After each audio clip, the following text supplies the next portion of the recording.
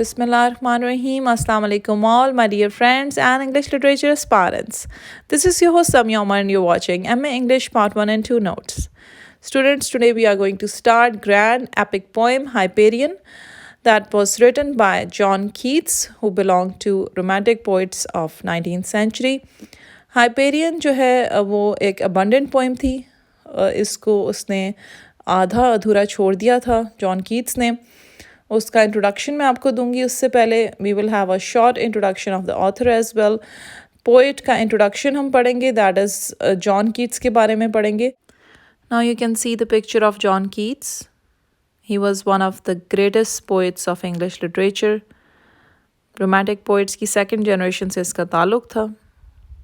Now we will read about his introduction. John Keats lived only 25 years and 4 months, 1795 to 1821, yet his poetic achievement is extraordinary.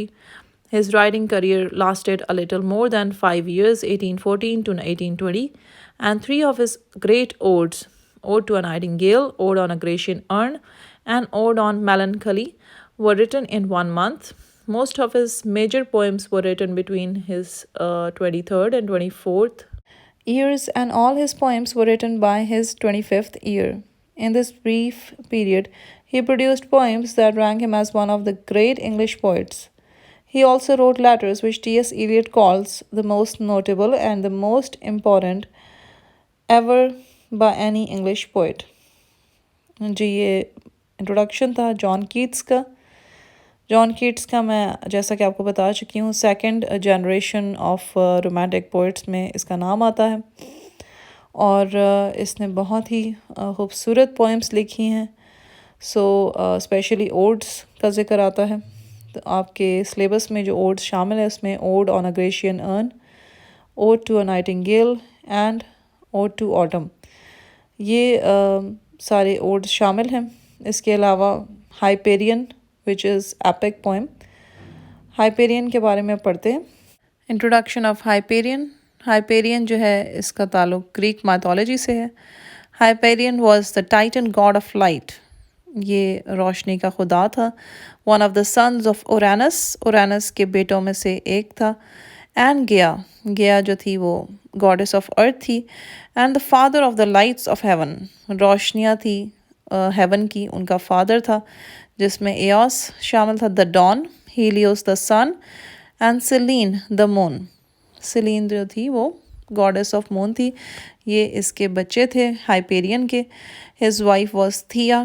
As the father of the sun and dawn, Hyperion was no doubt regarded as the Titan, the pillar of the east. Titan यानी वो east का pillar कहलाता था, क्योंकि वो सन और don का father था.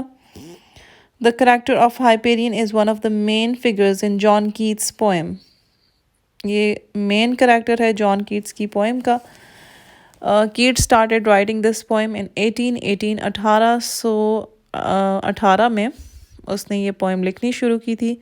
When he was beside his brother sick bed and it was completed in 1819. इसका भाई बीमार हो गया था और उसके करीब बैठे हुए इसने ये पोएम लिखी थी, जो कि 1819 में कंप्लीट हुई थी. It has been marked as with a few slips and inequalities and 1 or 2 instances of verbal incorrectness. Hyperion is indeed one of the grandest poems in the English language, and its grandeur seems one of the easiest and most spontaneous. यानी इसमें कुछ slips थी, कुछ inequalities थी, कोई आप कह सकते हैं इसमें verbal incorrectness भी थी. इसके बावजूद हाइपेरियन ग्रैंडेस्ट पोइम्स में से एक है इंग्लिश लैंग्वेज में. और इसका ग्रैंडवर जो है वो देखने में बहुत इजी लगता है और स्पॉन्टेनियस लगता है कि समझने में आपको इतनी मुश्किल नहीं होती, और ये बहुत स्पॉन्टेनियस है. ये कह सकते हैं कि this is one of the masterpiece of Keats poetry. In Hyperion, Keats describes the Titans, the gods who ruled before the Olympians. Hyperion में कीट्स ने डिस्क्राइब किया है टाइटन्स को, जो खुदा थे, ओलंपियंस से पहले रूल करते थे, लेकिन बाद में ओलंपियंस ने टाइटन्स को शिकस्त दे दी एक फ़ाइट के बाद. देयर पावर इज़ वनिंग, उनकी पावर फीबल थी, वीक थी. This poem deals with the overthrow of this primeval order of gods by Jupiter, son of Saturn, the old king.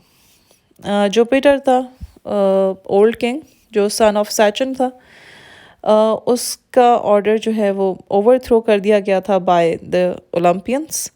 The central idea then of the poem is that the new age triumphs over the old by virtue of its acknowledged superiority. कि होता है कि new age start हो जाती है और old order जो है उसकी जगह न्यू ऑर्डर आ जाता है. सेंट्रल आइडिया इस पोइम का यही है कि न्यू ऑर्डर टेक्स या ट्रियम्फ्स, न्यू ऑर्डर जीत जाता है ओल्ड ऑर्डर से by the virtue of its superiority. का मतलब ये है कि वो सुपीरियर होता है ओल्ड ऑर्डर से, इसलिए वो जीत जाता है.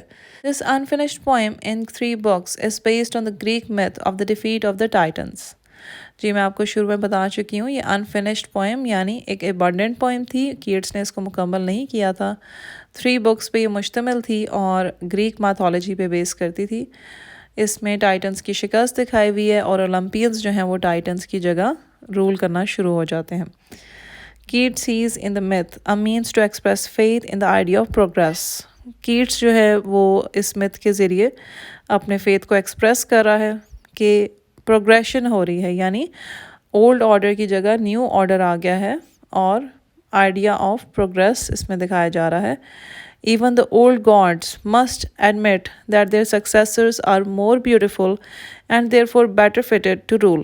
यानी जो पुराने खुदा हैं उनको भी ये लाजमी एडमिट करना है कि अब उनके सक्सेसर्स जो है, जो उनके बाद की जो जनरेशन है वो ज़्यादा खूबसूरत है और बेटर फिटेड है रूल करने के लिए.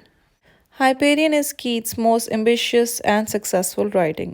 हाइपेरियन कीट्स की बहुत ही एम्बिशियस और सक्सेसफुल राइटिंग है. With in which he integrates his theories of aesthetics. इसमें एस्थेटिक्स की थेरीज भी उसने शामिल की हैं. With his ideas on mortality and morality. उसने अपने आइडियाज़ भी शामिल किए हैं इसमें, जिसमें मॉर्टेलिटी की बात आ जाती है एंड मॉरलिटी यानी मॉरल वैल्यूज़ के बारे में भी उसने बात की है. This is an evocation with a powerful imagery that is related to strong memory. ये एक एवोकेशन है जिसमें इसने बहुत पावरफुल इमेजरी यूज़ की है, यानी इसकी जो पिक्टोरियल रिप्रेजेंटेशन है वो बहुत अच्छे तरीके से की है और जिसकी वजह से एक बहुत स्ट्रॉन्ग मेमोरी को आप रिलेट कर सकते हैं. In regard to mythology and earlier poets works in Hyperion, Keats addressed issues that were pivotal in the romantic period. यानी रोमांटिक एज से कीट्स का ताल्लुक़ था, तो उसने उन इश्यूज़ को एड्रेस किया है जो कि ज़रूरी थे या कह सकते हैं रोमांटिक पीरियड का हिस्सा थे. Including concerns about beauty and truth, imagination, knowledge and the connection between art and life. ये तमाम चीज़ें रोमांटिक एज का हिस्सा थी. Beauty and truth, imagination, knowledge and the connection, जो ताल्लुक़ था आर्ट और लाइफ के दरमियान. Keats' poetry of nature is the best example concerning Hyperion. Keats की जो नेचर से मुतालिक पोइट्री है उसकी बेहतरीन एग्जाम्पल हमें हाइपेरियन की शक्ल में नज़र आती है. And the development of the poet, यानी पोइट की जो राइटिंग है उसमें भी हमें मेच्योरिटी नज़र आती है. Constructed as 2 poems, Hyperion and its attempted revision as The Fall of Hyperion are considered as the most beautiful and important works by John Keats. ये दोनों पोएम्स जिसमें हमें दिखाई दे रहा है कि एक तो हाइपेरियन है and then there is a fall of Hyperion. ये बहुत खूबसूरत तरीके से लिखी गई हैं और ये सबसे इम्पॉर्टेंट काम है जॉन कीट्स के. जी students, this was a short introduction of Hyperion. इंशाल्लाह next I will be uploading the summary of Hyperion, जिससे आपको मज़ीद आइडिया हो जाएगा कि इसकी स्टोरी क्या है और इसमें हो क्या रहा है. And also I'll be uploading the complete text of Hyperion line wise. If you don't understand anything or if you have any sort of questions or queries, you're most welcome to comment below. Also, you can ask your questions in the community section of my YouTube channel. Till then, students, this is your host Samia Umer signing off from M English Part 1 and 2 notes. Don't forget to like my video and also subscribe my channel for more informative and quality notes videos.